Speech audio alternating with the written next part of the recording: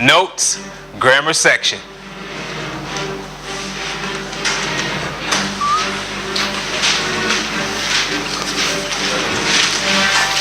This is part one of a four-part introduction to advanced grammar.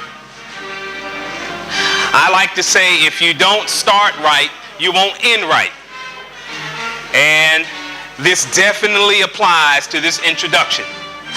If for any reason you do not get or do not understand what I am saying in class, don't worry, because you have an opportunity when you go home on the website.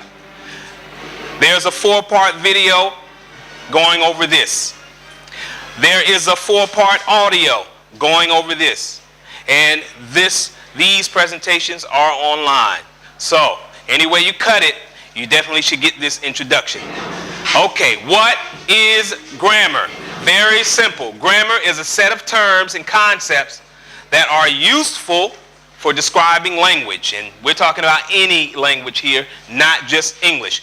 Grammar is to language what anatomy, of course, is to the body. It's the science. It is the science of the language. Yes.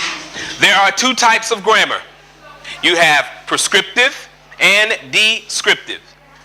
Prescriptive, of course, deals with learning the rules. And you did that before you came to my class. Descriptive, of course, which describes the usage, is what you're going to do in my class. We're going to use what you have learned thus far and what you will learn this quarter. People study grammar to learn the logical systems inherent in a language, or in all languages, because all languages have certain grammar that you have to know in order to use the language properly. Yes. Why study grammar? Well, that's a very, very simple and easy answer. People who know and understand the grammar of a language can make themselves understood. Knowing the conventions of the prestige dialect. In our class, of course, this is going to be standard, edited English. This is what you learn in 9, 10, 11, and 12th grade. You learn standard edited English. Why? Because you need to master this. You need to have a level of mastery of this before you go to university. Because your professors will be speaking in academic English, and in order to understand them, you must have had mastered this. This is why you take the SAT.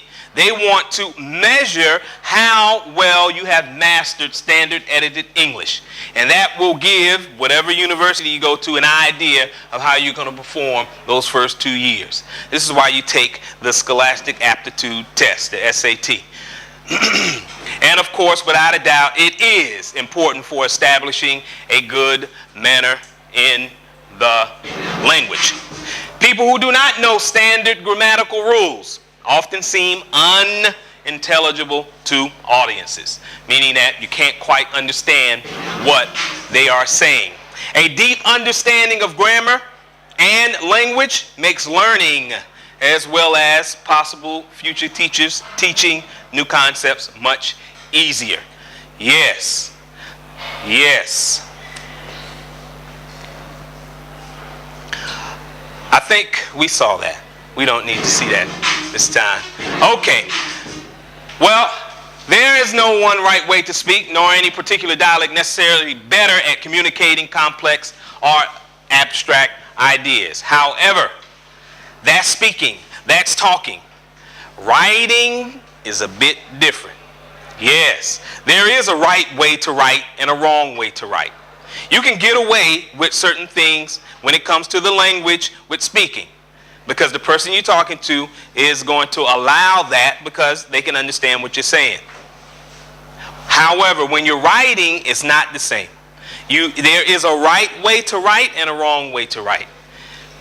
Yes. So we won't be learning how to speak in this class.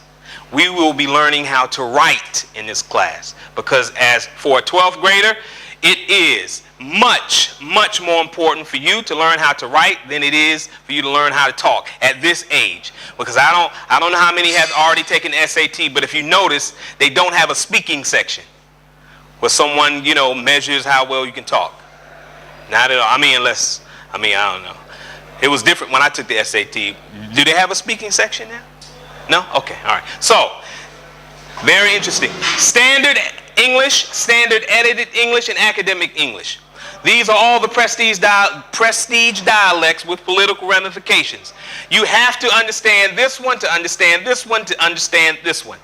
If you don't, or if somewhere you get lost, then when you get in a position where you have to use the language and you use it incorrectly, then that's going to cause problems. And depending on what your position is, I don't know, maybe one day you become an ambassador to an English-speaking country, and you have to deliver a very important message from your government.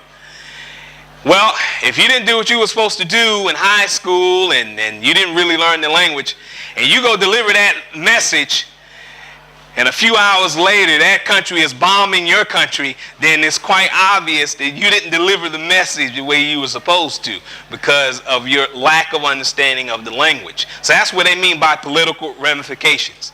That could cause some problems. Yes. Well, you already learned that. Standard English is what you had when you came into high school. Yes, that's why you can look at the news in English and you can understand what they're saying because they're speaking standard English. Yes, this is what you learn in high school. Yes, and that's what you learn when you go to college. I don't know if you ever went into a doctor's office and they have these like medical journals out for you to look at while you're waiting. Yes, you ever picked one up and tried to read it? Have you ever picked up a medical journal and tried to read it? Anyone? Yes. The language, although it was English, didn't it seem a bit foreign? It, for the most part, very difficult language academic English is. But of course, that's what you're going to learn by the time you finish your studies, whatever you're going to do when you go to university. Yes, good grammar is simply grammar that conforms to the expectations of a particular audience, especially when it comes to talking. However, writing is a little bit more strict than that. Yes, since your audience will be professors, we will use standard edited English because they expect you to have a very good understanding of the language before you come to them. Before you come to them. Yes, academic English adheres to the same grammatical rules as standard edited English, but it introduces more complex sentence types and uncommon terms. And those complex sentence types I'm trying to get you to use, such as compound complex sentences and complex sentences. I'm trying to get you to familiarize yourself with those, to use those, so when you read material that has those, then you can understand. And when you have to write something for a professor, such as a paper or some type of research, then you will look as though you have mastered what you were supposed to master in high school. Standard edited English. Okay. Let's go over each one of those. What is standard English? Standard English is what you read in newspapers, magazines, and here on television, as well as books. Yes. Here's an example of standard English. Everyone in here should understand this. Captain Abdul Hadi was driving home from a long day's work as an officer in Iraq's new security force when gunmen pulled him over.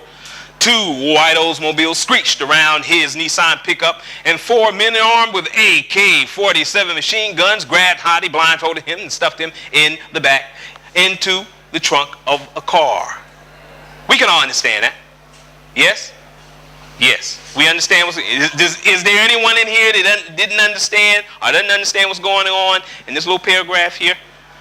Okay, this is standard English. You knew this before you came to 9th grade, 10th grade, but definitely before you came here today. So this is not a big deal.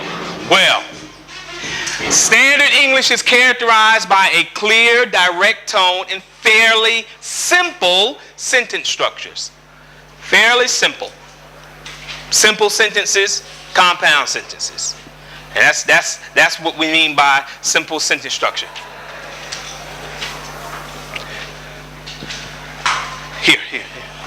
Here or here. Either one. Okay. Obscure or unusual terms are either omitted or defined. I don't know how many of you read news articles online, but usually if you're reading a CNN article and they use some big term you haven't seen before, they usually define it after they use it or within that sentence. In other words, you know what it means because they tell you. Standard English is generally intelligible by any educated English-speaking person. And that's everyone in here because you all know Standard English.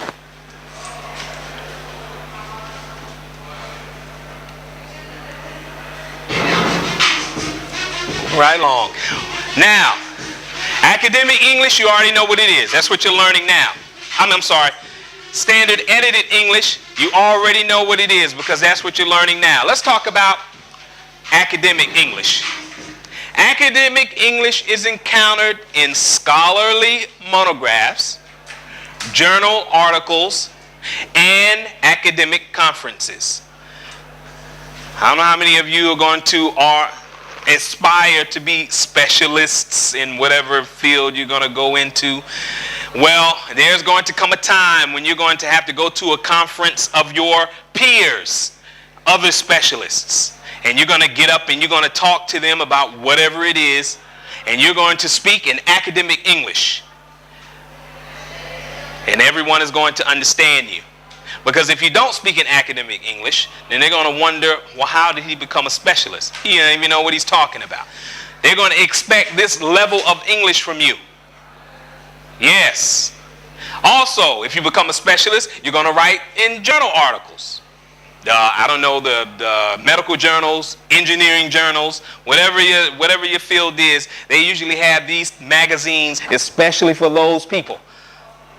IT journals where they read to learn about what's going on in the IT world, in the medical world, in the engineering world. When you write in those, you use academic English.